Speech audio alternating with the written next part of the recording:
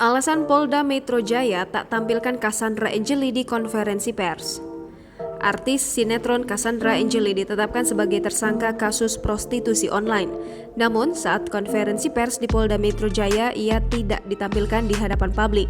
Menanggapi hal tersebut, Kabid Humas Polda Metro Jaya Kombes Endra Zulpan menyebut CA juga sebagai korban.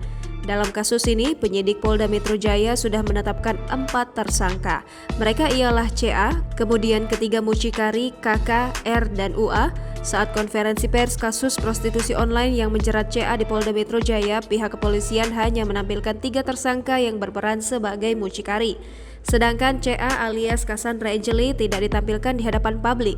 Kombes Endra Zulpan pun menjelaskan, di samping sebagai pelaku, CA juga sebagai korban dalam kasus ini. Sebab ia diperjualbelikan oleh 3 tersangka lain kepada pihak-pihak tertentu.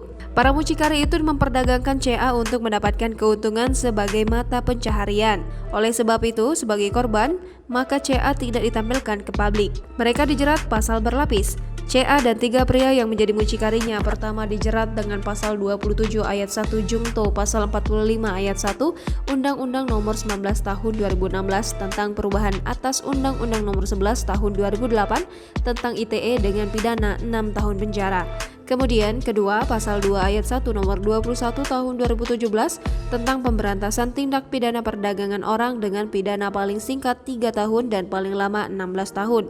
Selain itu, para tersangka juga disangkakan dengan pasal 506 KUHP dengan pidana kurungan paling lama 1 tahun serta pasal 29 KUHP dengan pidana paling lama 1 tahun. Jangan lupa subscribe, share, komen, dan like ya!